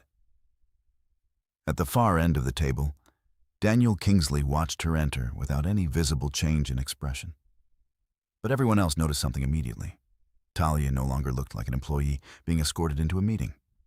She looked like someone who had come prepared. Miss Kingsley, Daniel said evenly, gesturing toward an empty chair halfway down the table. Thank you for coming. Talia nodded once. Of course. She took the seat without hesitation. Across the table, Eleanor Pierce observed her carefully, eyes narrowed slightly in measured curiosity rather than open hostility. Hudson's reaction was less controlled. He shifted in his chair, clearly unsettled by the sudden appearance. Talia, he said, his voice quieter than usual. She acknowledged him with a brief glance, but did not answer. Daniel folded his hands. We're reviewing the procedural steps surrounding the strategy division restructuring, he said. His voice remained calm. Miss Kingsley indicated she has documentation that may clarify certain questions. Eleanor leaned back in her chair. Daniel, with respect, she said, this is an internal management decision. I'm not sure why outside commentary is necessary. Daniel's gaze remained steady. Documentation is rarely outside commentary. Marcus Reed, seated beside him, opened a small notebook. Talia placed her laptop on the table and opened it. The soft glow of the screen reflected briefly across the polished wood surface. I don't intend to debate leadership decisions, she said quietly. Her voice carried clearly in the room, but I do believe the timeline surrounding those decisions deserves accuracy. Eleanor's tone remained cool. What exactly are you suggesting? Talia turned the laptop slightly so the screen faced the center of the table. This is a record of internal report revisions from the strategy division over the past 6 months. The screen displayed a spreadsheet filled with timestamps, file names, and user access IDs. Marcus Reed leaned forward immediately. Daniel remained still, allowing the room to study the information. Victor Caldwell adjusted his glasses and read silently. Talia continued. These records show when certain financial risk analyses were modified after submission. She tapped a key. The screen zoomed in on a highlighted entry. Original authorship, Talia Kingsley. Risk exposure flagged in technology portfolio expansion. Another column appeared beside it. Revision access Eleanor Pierce executive account. Eleanor did not react.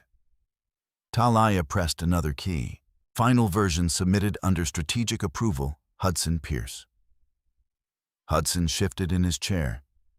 That was a strategic decision, he said quickly. Talia did not look at him. Yes. She changed the display again. A new column appeared. Risk language removed from final document. Marcus Reed studied the data.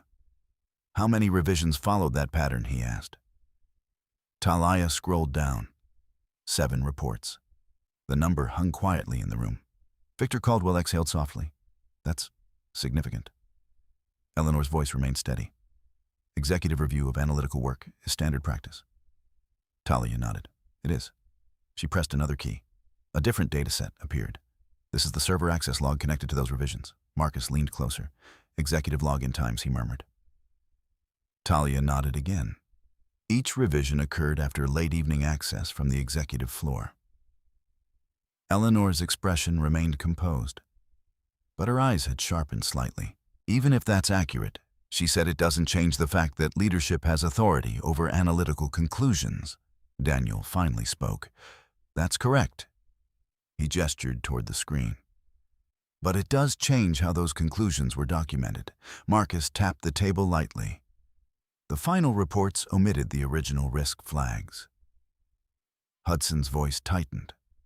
The risks were overstated. Talia turned toward him for the first time. The data supporting them was removed. The difference between those two statements hung clearly in the air. Eleanor folded her hands. This discussion is drifting away from the real issue, she said. The real issue, Daniel replied calmly, is governance. He slid another printed document across the table. This is the termination authorization log entered Sunday evening. Victor Caldwell read it carefully. Entered at 10:47 p.m., Marcus nodded. An HR approval added the next morning. Rachel Morgan, seated quietly near the end of the table, looked down at her papers. Eleanor spoke again. Departmental leadership has authority to restructure teams quickly when necessary. Marcus met her gaze. Even so, procedural documentation must remain accurate. Talia closed the spreadsheet and opened another file. This, she said, is the internal email thread regarding the strategy division review. The message chain appeared on the screen. Marcus read silently. Victor Caldwell leaned closer. One email stood out clearly in the thread. From Eleanor Pierce, subject, strategy alignment, the message read, "We need to finalize the report revisions before the board review. Remove the risk language from Talia's draft so the projections remain consistent with Hudson's presentation." Hudson's face lost color slightly. "That email is taken out of context," he said. Talia remained calm. "It includes the full message header." Marcus examined the metadata. "Timestamp verified," he said quietly. Eleanor's voice sharpened. "This proves nothing beyond editorial direction." Daniel leaned back in his chair. "Perhaps." Then he spoke the next sentence slowly. "But editorial direction rarely ends with termination." Silence filled the room. Talia opened one final document. This is the audio record from the hallway conversation outside the executive offices last Thursday. Hudson looked up sharply. What audio? Talia didn't answer him. Instead, she pressed play. The quiet recording filled the room. Hudson's voice came first. "It's getting complicated." Then Eleanor's, "Only if she resists." A pause. Hudson again. "I just think we should handle this carefully." Eleanor's voice returned colder. "She works here because of you. That can be corrected." The audio ended. For several seconds, no one moved. Marcus Reed closed his notebook slowly. Victor Caldwell leaned back in his chair. Rachel Morgan stared at the table. Eleanor Pierce remained perfectly still. But the room had changed. Daniel Kingsley looked around the table calmly. "Thank you, Miss Kingsley." Talia closed her laptop. "You're welcome." Daniel's voice remained measured.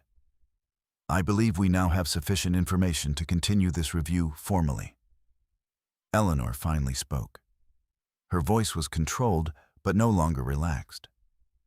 "Daniel, are you suggesting this company questions my authority?" Daniel met her gaze. "No." He paused. "I'm suggesting the company reviews its procedures." The distinction was clear, and everyone in the room understood something Eleanor Pierce had not anticipated when she fired Talia the previous morning. Evidence once introduced into a corporate boardroom rarely disappeared quietly. Instead, it tended to grow larger with every question that followed. And the questions had only just begun. The silence that followed the audio recording lingered longer than anyone in the room expected. Corporate boardrooms were accustomed to disagreements, to negotiations that unfolded slowly through careful language and strategic compromise. But what had just been played through Talia's laptop speakers was something different. It was unfiltered, not speculation, not interpretation, Simply voices captured at a moment when neither Eleanor Pierce nor Hudson Pierce believed anyone else was listening. Across the table, Victor Caldwell removed his glasses and pressed his fingers briefly against the bridge of his nose. "That conversation raises serious concerns," he said quietly. No one disagreed. But disagreement was not necessary anymore. The documentation already resting on the table spoke clearly enough. At the far end of the boardroom, Daniel Kingsley folded his hands and allowed the silence to settle. He had spent years in executive leadership learning an important truth about power. When people felt pressured, they often revealed more than they intended, which meant the next few minutes mattered. Eleanor Pierce remained composed, but something subtle had shifted in her posture. The calm authority she normally carried into meetings had hardened slightly into defensiveness. "You've presented a selective set of materials," she said, finally directing her attention toward Talia. Her tone was controlled, but the warmth had disappeared. Corporate decisions cannot be judged on fragments of conversation. Talia did not answer immediately. She simply watched Eleanor for a moment, as if studying a familiar equation she had already solved. Then she spoke quietly. "That's correct." The room stilled again. Talia reached forward and turned her laptop slightly. "That's why I brought more than fragments." A new file appeared on the screen. Rows of financial data filled the display. Marcus Reed leaned forward almost instantly. "Internal reimbursement records," he murmured. Talia nodded. "These records relate to discretionary expense approvals connected to the strategy division." Eleanor's voice sharpened slightly. "Expense approvals are handled by multiple departments." "Yes," Talia said. She pressed another key. The data filtered automatically. The list shortened. Marcus read the names that remained. "Executive discretionary transfers," he said. Hudson leaned forward suddenly. "What does this have to do with anything?" Talia did not raise her voice. "These entries correspond with the same projects where the risk language was removed from my reports." Marcus turned to Daniel. "Are we looking at expense authorization anomalies?" Daniel did not answer yet. Instead, he looked toward Talia. "Explain the connection." Talia nodded slightly. "For several months, I noticed certain investments being accelerated through the strategy division, despite internal risk warnings." She tapped the screen again. "These accelerated approvals were accompanied by internal reimbursements, categorized as strategic consulting." Marcus frowned. "Consulting payments, yes." Victor Caldwell leaned closer. Consulting for whom Talia zoomed in on a single line. The screen displayed a name. "Pierce Strategic Advisory, LLC." Victor's eyebrows lifted slightly. "That entity isn't part of our internal structure?" Marcus checked the document header. "No, it's an external consulting firm." Hudson spoke quickly. "That firm provides market analysis support." Talia looked at him. "Registered 6 months ago." Marcus typed rapidly into his tablet. The public registry appeared seconds later. Owner name Hudson Pierce. The room went completely still. Hudson's face tightened. "That's a private advisory venture," he said defensively. "It has nothing to do with this." Marcus glanced between the records. "These consulting payments originate from Pierce and Caldwell project budgets." Hudson's voice rose slightly. "They were approved through internal channels." Eleanor finally spoke again. "Strategic partnerships sometimes require flexibility." Talia met her gaze calmly. "Flexibility normally appears in the documentation." She pressed another key. A timeline appeared on the screen. Project approval, risk analysis submitted, risk language removed, consulting payment issued. Marcus stared at the sequence. "That pattern repeats," he said quietly. Victor Caldwell looked directly at Hudson now. "Did you disclose ownership of this advisory firm to the board?" Hudson hesitated. It wasn't necessary. Victor's expression hardened. It absolutely was. Eleanor intervened immediately. "Victor, let's be careful about jumping to conclusions." But Victor was already scanning the records again. "These consulting payments total nearly $400,000. Hudson's jaw tightened. They supported strategic development. Talia spoke quietly. They were issued after the risk language in my reports was removed. Marcus leaned back slowly, which means the company approved accelerated investments, while simultaneously paying a private advisory firm owned by the executive approving those investments, Victor finished. The implication settled heavily over the table. Eleanor's voice remained controlled, but it carried an edge now. This interpretation assumes wrongdoing where none exists. Daniel finally spoke again. His tone remained calm. Then we'll verify it. He turned to Marcus. Request a full audit of these consulting payments. Marcus nodded. And disclosure filings. Hudson shifted in his chair. This is being blown out of proportion. Daniel's gaze remained steady. Transparency prevents that. Talia closed the financial file and sat back slightly. She had said very little throughout the meeting, but every document she presented had moved the discussion further from the simple department restructuring Eleanor had described the previous morning. Now the conversation had reached something much larger. Corporate governance, conflict of interest, potential misuse of company funds. Victor Caldwell finally spoke again. Daniel, this requires immediate board oversight. Daniel nodded. It will receive it. Eleanor's voice hardened. You're allowing a dismissed analyst to dictate the direction of this company. Daniel looked at her quietly. No. He paused.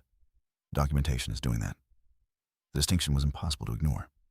For the first time since the meeting began, Eleanor Pierce looked uncertain. Not visibly shaken, but aware the conversation had moved beyond the boundaries she had expected to control. Hudson, however, looked far more unsettled. His confidence from the previous morning had vanished completely. What happens now, he asked. Daniel answered simply. Now we investigate. Marcus Reed closed his notebook. I'll coordinate with internal audit immediately. Victor Caldwell nodded slowly. Until then, any financial decisions connected to the strategy division should be suspended. The words carried significant weight. Hudson understood immediately. Project approvals, investment authorizations, everything connected to his oversight role. Frozen. Eleanor turned toward Daniel one final time. You're risking unnecessary damage to this company. Daniel held her gaze calmly. No, he said. I'm protecting it. Across the table, Talia Kingsley remained quiet. She had not smiled. She had not shown satisfaction. She simply watched the discussion unfold as the documentation she had spent months quietly collecting reshaped the narrative of the previous day. Because Eleanor Pierce had believed firing Talia would eliminate a problem.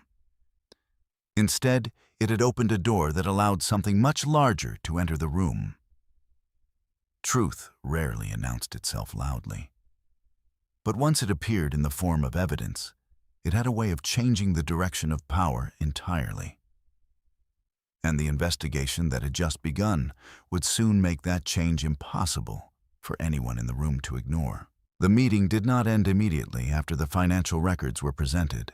Inside the executive boardroom of Pierce and Caldwell Financial, the atmosphere had shifted from procedural discussion to something far heavier, an unfolding recognition that the situation involved far more than a disagreement about one analyst's role in the strategy division. On the polished table between them, the documents remained visible. Server logs, email records, financial transfers. Each piece of information had arrived calmly, without accusation, without raised voices.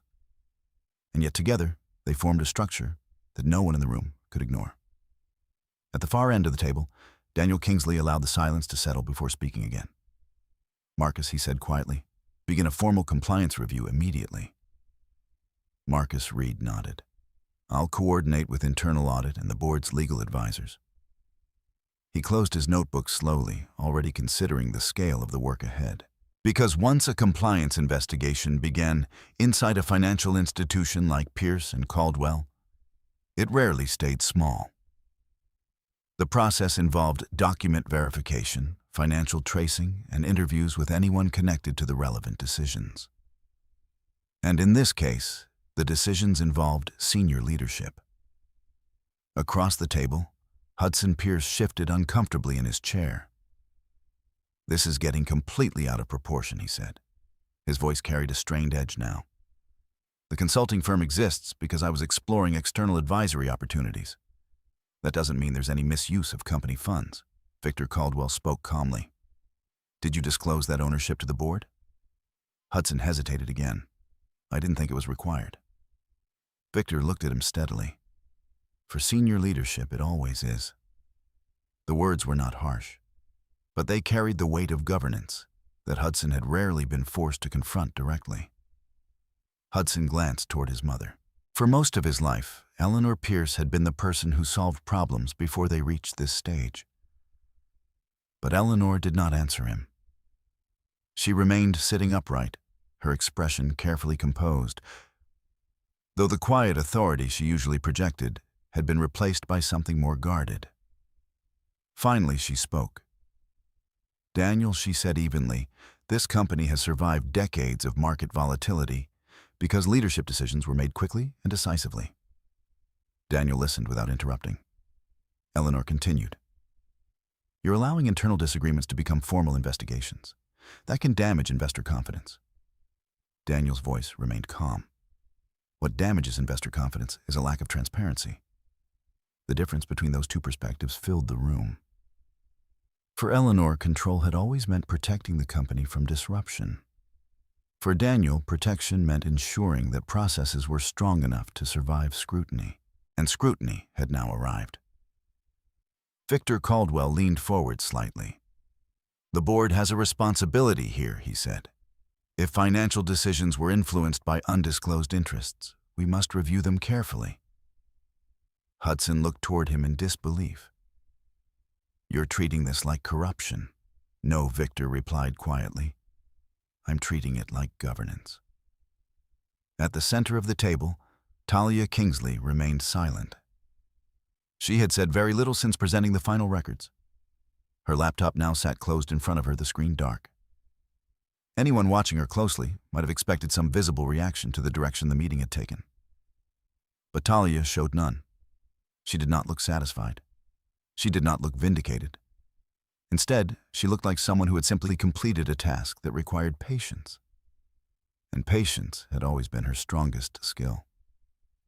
Daniel turned towards her briefly. Thank you for providing the documentation. Talia nodded once. You're welcome. Eleanor finally directed her attention toward Talia again. This situation is the result of internal disagreements that should have been handled privately, she said. Talia met her gaze. Private decisions still leave records. Eleanor's eyes narrowed slightly. You could have come to leadership with your concerns. I did, Talia replied calmly. Eleanor paused. When every time my reports included risk assessments. The words were simple, but the meaning was clear. The warnings had already been written. They had simply been removed. Marcus Reed spoke again. As part of the review process, we'll need to examine the full sequence of project approvals connected to these consulting payments. Hudson exhaled sharply. This is turning into a circus. Daniel's voice remained steady. No. He paused. It's turning into clarity. The room grew quiet again. Finally, Victor Caldwell looked toward Talia. Miss Kingsley, he said, do you intend to pursue any legal action regarding your termination? It was a direct question, one that many people in the room had likely been considering. Talia thought for a moment before answering. I haven't decided. Her tone remained neutral. Victor nodded slowly. Your documentation suggests the termination may not have followed proper procedure. Talia simply acknowledged the statement with a slight movement of her head. She did not appear interested in pressing the advantage. That restraint did not go unnoticed. Daniel observed her carefully. He had known his sister long enough to recognize when she had reached a conclusion internally, and he suspected she already had. The meeting continued for another half hour as Marcus outlined the steps of the investigation process. Internal audit would review the financial transfers. Legal would examine the consulting agreements. The board would receive a full report within 2 weeks. During that time, all strategy division approvals connected to Hudson's oversight would remain suspended. By the time the discussion ended, the balance of power inside the room had shifted noticeably. Not through confrontation, not through dramatic declarations, simply through process. Documentation had created questions. Questions had created review. And review had placed authority in the hands of governance rather than individuals. As the meeting adjourned, chairs moved quietly across the polished floor. People gathered their papers slowly. Victor Caldwell exchanged a brief conversation with Marcus Reed near the door. Rachel Morgan left quickly, her expression tight. Hudson remained seated for several seconds, staring at the documents scattered across the table. Finally, he stood. "Talia," he said quietly. She paused beside her chair. "What is it?" Hudson hesitated, searching for words. "I never expected things to reach this point." Talia studied him calmly. "Neither did I." He looked down at the table. "My mother was trying to protect the company." Talia did not argue. But she also did not agree. Protection had many definitions. Hudson seemed to realize the conversation had nowhere else to go. He turned and walked toward the door. Across the room, Eleanor Pierce had already gathered her belongings. For the first time since the meeting began, she looked directly at Daniel. "This isn't finished," she said quietly. Daniel met her gaze. "No," he replied. "It isn't." Eleanor left the room without another word. When the door closed behind her, the boardroom felt suddenly larger. Talia picked up her laptop. For a moment, she stood looking out the tall windows of the city beyond. The investigation would take weeks, possibly months. But the outcome of the previous morning's humiliation had already changed. Not because she had argued, not because she had demanded anything, simply because she had allowed the facts to appear where they could not be ignored. And in a company built on numbers, records, and financial accountability, facts had a way of carrying their own quiet authority. In the days that followed the boardroom meeting, Pierce and Caldwell, Financial entered a kind of quiet suspension. From the outside, nothing appeared dramatically different. Clients still arrived through the glass lobby doors. Market reports continued circulating through internal email channels. Analysts updated spreadsheets and attended routine meetings. But inside the executive floors, something had shifted. The investigation that Marcus Reed had begun moved steadily through the company's internal systems. Internal audit teams requested records. Financial departments provided transaction histories. Compliance officers reviewed document trails stretching back months.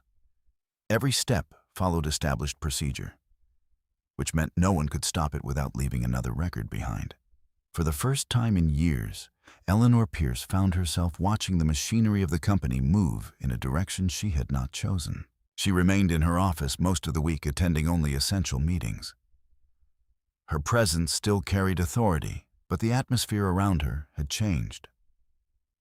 Employees spoke more carefully. Senior managers avoided speculation. Everyone understood that something serious was unfolding. Across the building, Hudson Pierce experienced the shift more personally. His access to the strategy division's financial approvals had been temporarily suspended, pending the compliance review. It was not a formal accusation, but it limited his ability to influence ongoing projects. Hudson spent most of his days answering requests from the audit team. Documents, emails, consulting contracts. Each request arrived politely. But the steady accumulation of questions began to weigh on him. One evening, he sat alone in his office long after most employees had left. The Chicago skyline glowed beyond the window. On his desk sat a printed copy of the consulting agreement for Pierce Strategic Advisory, LLC. He had started the firm 6 months earlier, believing it could eventually become a separate advisory venture outside the company. The consulting payments from Pierce and Caldwell had seemed like a convenient way to establish early credibility. At the time, Hudson had not considered how those payments might appear when examined later. Now, he understood. The audit process did not focus on intentions. It focused on documentation. And documentation rarely cared about explanations offered afterward. Across town, Talia Kingsley had resumed a routine that felt strangely peaceful. Without the daily pressure of the office, her schedule slowed. Mornings began with quiet coffee near the apartment window. Afternoons were spent reviewing personal research projects she had postponed months earlier. The investigation at Pierce and Caldwell continued without her involvement. She had provided the documentation Daniel requested. After that, she stepped back. One evening, her phone rang unexpectedly. Hudson's name appeared on the screen. Talia watched the phone for several seconds before answering. "Hello?" Hudson's voice sounded tired. "Talia, can we talk?" She remained calm. "We're talking." There was a pause. "I didn't realize things would escalate like this," he said. "That's usually how investigations work." Hudson exhaled slowly. "You could have handled this differently." Talia did not respond immediately. Instead, she asked a simple question. How Hudson hesitated. "You could have come to me." "I did," she said quietly. Hudson frowned slightly. When I submitted the risk reports." Memory returned to him clearly now. The cautious language in those documents. The warnings about accelerated investments. He had ignored them because Eleanor had assured him the concerns were overly conservative. "I thought you were being too careful," Hudson admitted. Talia's voice remained neutral. "Being careful was my job." Silence settled between them. Finally, Hudson spoke again. "Are you planning to sue the company?" Talia considered the question. "I haven't decided." Hudson sounded almost relieved. "Good." But Talia continued. "I'm planning to move forward." The words carried a meaning Hudson could not fully interpret. "What does that mean?" he asked. "It means my future isn't tied to Pierce and Caldwell anymore." Hudson looked down at the floor of his office. For years, he had assumed that both his career and his marriage existed inside the same structure. Now both seemed uncertain. "Talia," he said quietly, "we can still work through this." She did not answer immediately. The silence stretched long enough that Hudson realized something important. The calmness in her voice was not temporary. It was final. "We already did," she said gently. Then she ended the call. Across the city, on the 32nd floor of Pierce and Caldwell, financial Daniel Kingsley reviewed the first preliminary report from Marcus Reed's investigation. The document was thick. Nearly 50 pages of financial analysis and procedural review. Daniel read slowly. Most of the report confirmed what the boardroom meeting had already suggested. Several consulting payments connected to Hudson's advisory firm had been issued without proper disclosure. Multiple financial reports had been edited after submission to remove risk language. And the termination of Talia Kingsley had bypassed standard governance procedures. None of these findings proved criminal wrongdoing. But together, they revealed a pattern of decisions that violated the company's internal compliance standards. Daniel closed the report and looked out the window. He felt no satisfaction reading it, only a quiet sense of inevitability, because the situation had never truly been about his sister. It had been about process. The systems protecting Pierce and Caldwell from conflicts of interest had been ignored. Now those systems were correcting themselves. 2 days later, the board convened again. This meeting was smaller than the previous one. Only Daniel, Victor Caldwell, Marcus Reed, and 3 external board members attended. After reviewing the findings, the board reached several decisions. Hudson Pierce would step down from strategic oversight until the compliance review was fully completed. All consulting payments connected to Pierce Strategic Advisory would be suspended. And Eleanor Pierce would temporarily relinquish executive authority related to personnel decisions during the investigation. The decisions were not dramatic. No one raised their voice. But the consequences were unmistakable. When the meeting ended, Victor Caldwell lingered near the door. "You handled this carefully," he told Daniel. Daniel nodded. That was the goal. Victor hesitated before asking the question that had likely been forming in his mind since the first boardroom meeting. "Why didn't you intervene earlier?" Daniel looked toward the empty chairs around the table. "Because the company had to see the pattern itself." Victor considered that. Then he smiled faintly. "Your sister is impressive. Daniel allowed himself the smallest hint of a smile. "Yes," he said. "She is." Across Chicago, Talia Kingsley closed the final notebook containing her records. The investigation at Pierce and Caldwell would continue. Decisions would unfold in boardrooms she no longer needed to enter. For the first time in months, her future felt open again. Not because she had defeated anyone, but because she had refused to fight the wrong battle. Some conflicts were not won through confrontation. They were resolved through patience, evidence, and the quiet strength to walk away once the truth had spoken for itself. By the time winter settled over Chicago, the investigation inside Pierce and Caldwell Financial had reached its conclusion. From the outside, the firm continued operating with the same polished stability it had always projected. Clients still trusted the company. Market reports still circulated with the same professional tone. But internally, several quiet changes had taken place. Changes that would shape the company for years. The final compliance report prepared by Marcus Reed and the board's legal advisors was delivered in early December. It was detailed, precise, and impossible to ignore. The report confirmed that multiple financial disclosures connected to Hudson Pierce's advisory firm had not been properly declared under the company's conflict of interest policy. While the consulting payments themselves were not illegal, their relationship to internal investment decisions created a clear violation of corporate governance standards. The report also confirmed procedural failures in the termination of Talia Kingsley. The decision had bypassed several internal approval requirements. Documentation had been incomplete. And the timing of the action, less than 12 hours after authorization, had prevented normal board review. The findings did not accuse anyone of criminal misconduct, but they did establish responsibility. And in a company built on accountability, responsibility carried consequences. At the final board meeting of the year, those consequences were delivered calmly. Hudson Pierce resigned from his executive position. The resignation letter described the decision as a step necessary to preserve the integrity of the firm during a period of internal review. Everyone in the room understood the deeper meaning. Hudson accepted the decision quietly.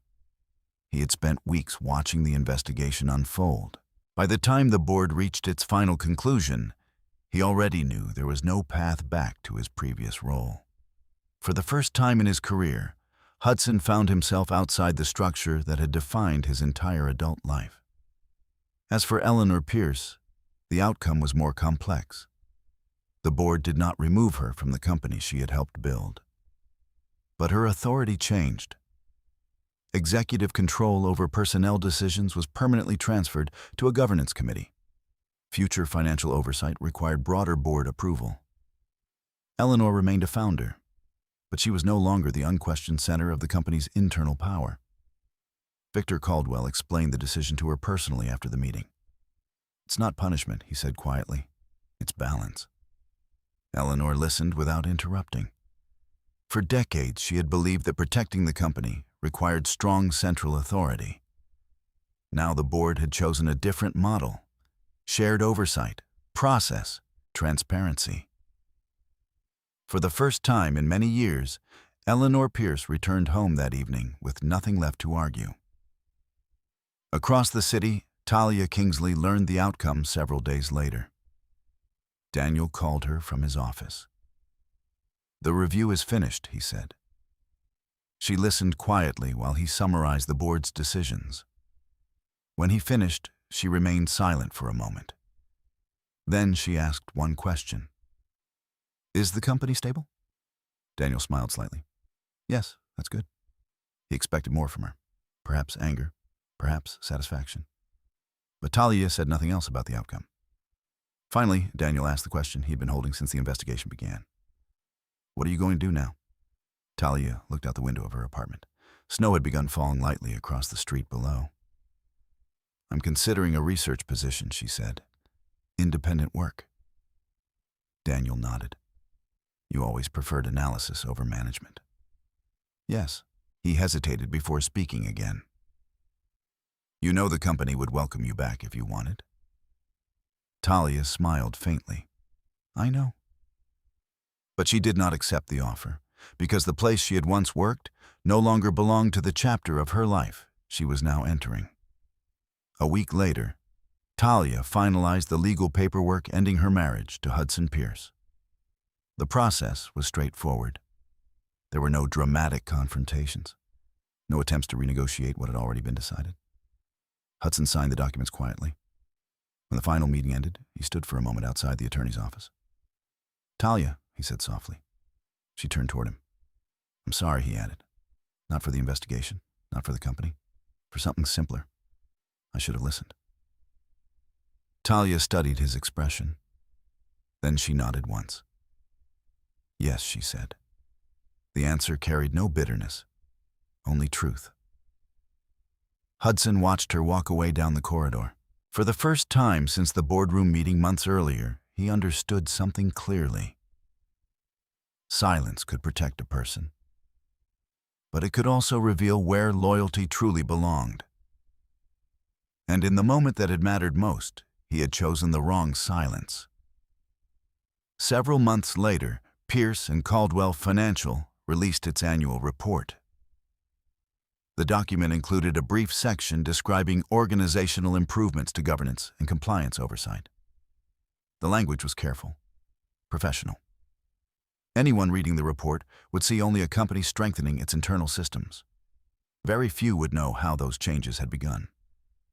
But inside the firm, many employees remembered the morning when Talia Kingsley had been dismissed in a crowded boardroom, and the quiet way she returned the next day with nothing but evidence and patience. In a small office overlooking the river, Talia now spent her days working through complex financial models for independent research projects. The work was quieter than corporate life, but it suited her. Sometimes late in the afternoon, she would pause and look out at the city skyline, not with regret, not with triumph, simply with the calm understanding that some battles were never meant to be fought with raised voices. They were meant to be documented, observed, and then left behind. Because dignity once preserved rarely required anything more. The story of Talia Kingsley is not about revenge. No one was publicly humiliated in return. No speeches were delivered. No dramatic victory was declared. Instead, the truth appeared the way it often does in the real world, through records, timelines, and quiet persistence. Talia never shouted in that boardroom. She didn't try to overpower anyone with emotion. She simply allowed the facts to speak where they mattered most. And sometimes that kind of strength changes everything. If you stayed with this story until the end, I'm curious about something. Where in the world are you watching from, and what time is it in your city right now? Stories like this remind us that dignity, fairness, and quiet courage are understood in every corner of the world. If you enjoyed thoughtful stories like this one, you can leave a like or subscribe to the channel so you don't miss the next story.